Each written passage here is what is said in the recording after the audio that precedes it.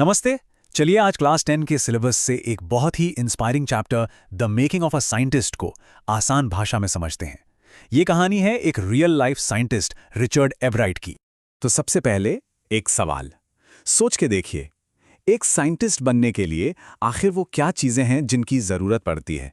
मतलब क्या क्या इंग्रेडिएंट्स चाहिए? क्या सिर्फ एक सुपर शार्प ब्रेन काफी है या फिर कुछ और भी है? इसी सवाल का जवाब हमें इस चैप्टर में रिचर्ड ई ब्राइट की लाइफ जर्नी से मिलने वाला है। उनकी पूरी कहानी हमें बताएगी कि आखिर एक साइंटिस्ट बनता कैसे है। तो चलिए स्टोरी की शुरुआत करते हैं बिल्कुल शुरू से, यानी उनके बचपन से। देखते हैं कि छोटे रिचर्ड ई ब्राइट कैसे थे।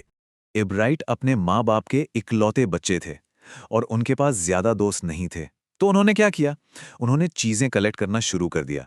और सोचिए, जब वो सिर्फ सेकंड ग्रेड में थे तब तक उन्होंने अपने घर के आसपास मिलने वाली 25 अलग अलग तरह की बटरफ्लाइज जमा कर ली थीं। इतना ही नहीं, वो रॉक्स, फॉसिल्स और पुराने सिक्के भी कलेक्ट करते थे और अक्सर रात रात भर आसमान में तारे देखते रहते थे। ये सब उनकी ड्राइविंग क्यूरियोसिटी को दिखाता है, मतलब हर चीज को जानने की एक जोरदार इच्छा। अच्छा, अब आते हैं उनकी लाइफ के दो सबसे इंपॉर्टेंट इन्फ्लुएंसेस पर, जिन्होंने उनकी पूरी लाइफ का डायरेक्शन ही बदल दिया। वो थीं उनकी माँ और एक बहुत ही स्पेशल किताब। उनकी माँ ही उनकी सबसे अच्छी दोस्त थीं। वो उनकी क्यूरियोसिटी को, उनके सवालों को हमेशा इनकरेज करती थीं। उन्हें ट्रिप्स पर ले जाती थीं, उनके लिए टेलीस्कोप, माइक्रोस्कोप, कैमरा जैसे ज़रूरी सामान लाती थीं। और अगर कभी एब्राइट के पास करने के लिए कुछ नहीं होता था, तो वो उन्हें कुछ ना कुछ नया सीखने वाला काम दे देती थीं। सही मायनों में उनकी माँ ने ही उनकी साइंटिफिक जर्नी की नींव रखी थी।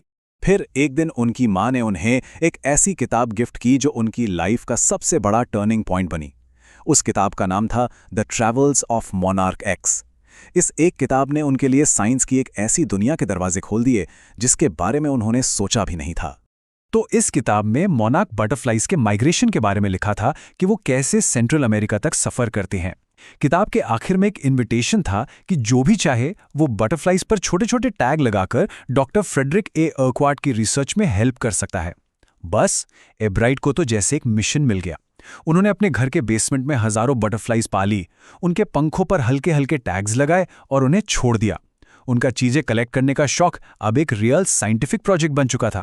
चलिए अब आगे बढ़ते हैं और उनकी लाइफ के एक और बहुत जरूरी लेसन को देखते हैं, जो उन्हें एक साइंस फेयर में हारने के बाद मिला। जी हां, हारने के बाद। हुआ ये कि जब वो 7th ग्रेड में थे, उन्होंने एक साइंस फेयर में पार्टिसिपेट किया। उन्होंने फ्रॉग टिश्यूज की स्लाइड्स का एक साफ सुथरा डिस्प्ले लगाया, लेकिन वो हार गए। तब उन्हें एहसास हुआ कि साइंस सिर्फ चीजों को नीटली दिखाना नहीं है।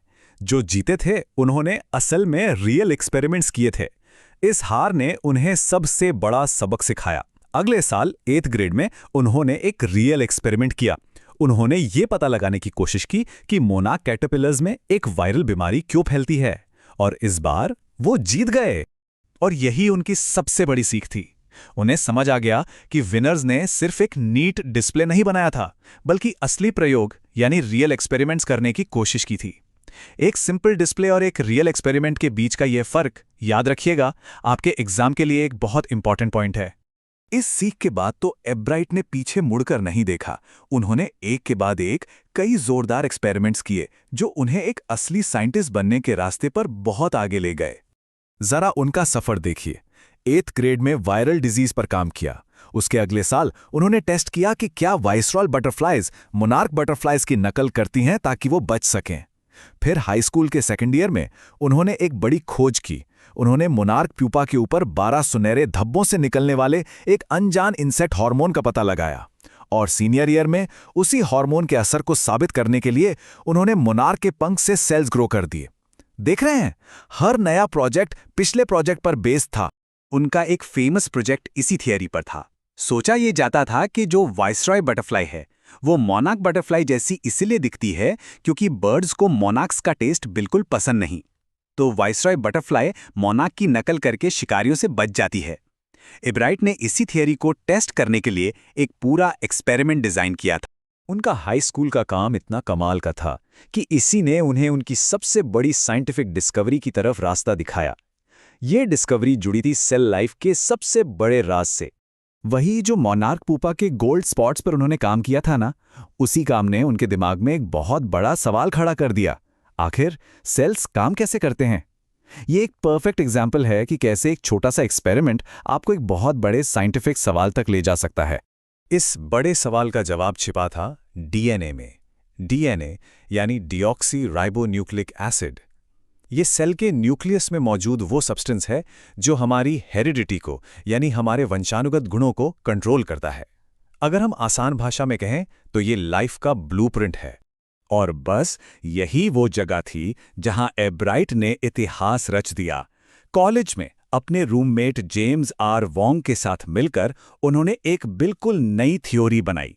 ये थ्योरी बताती थी कि सेल्स अपने डीएनए के ब्लूप्रिंट को पढ़ते कैसे हैं। ये इतनी बड़ी खोज थी कि उनका research paper proceedings of the national academy of science जैसे बड़े जर्नल में पब्लिश हुआ, और वो तब सिर्फ एक कॉलेज स्टूडेंट थे। तो चलिए अब इस पूरे चैप्टर को एग्जाम के लिए फटाफट समराइज करते हैं। ये पॉइंट्स आपको लॉन्ग आंसर्स लिखने में बहुत हेल्प करेंगे, तो ध्यान से सुनिएगा। तो एक साइंटिस्ट बनने के इंग्रेडिएंट्स क्या-क्या हैं? 1. अ फर्स्ट रेट माइंड यानी एक तेज दिमाग। 2. ड्राइविंग क्यूरियोसिटी यानी जानने की कभी ना खत्म होने वाली इच्छा। 3. सही कारणों से जीतने की चाहत, सिर्फ प्राइस के लिए नहीं। 4. उनकी माँ और उनके टीचर मिस्टर वेहरर जैसा सही गाइडेंस। 5. पर्सवेरेंस यानी हार से सीखकर आगे बढ़ते रहना। और सबसे इंपॉर्टेंट, सिर्फ डिस्प्ले नहीं बल्कि रियल एक्सपेरिमेंट्स कर। उनके सोशल स्टडीज के टीचर मिस्टर वेहरर ने उनके बारे में एकदम सही बात कही थी कि वो इसलिए जीत रहे थे क्योंकि वो बस अपना सबसे अच्छा काम करना चाहते थे। सही कारणों से वो सबसे बेहतर बनना चाहते थे। यही एटीट्यूड उनकी सक्सेस का सबसे बड़ा राज था। तो ये थी रिचर्ड ए ब्राइट की कहानी। उनकी लाइफ हम सब के लिए एक सवाल छोड़ जाती है। हमारे आसपास ऐसी कौन सी चीजें हैं जिनके बारे में हम क्यूरियस होते हैं? बस अपनी क्यूरियोसिटी को जिंदा रखिए। क्या पता अगला साइंटिस्ट हमारे ही बीच में से कोई हो। आपके एग्जाम्स के लिए ऑल द बेस्ट।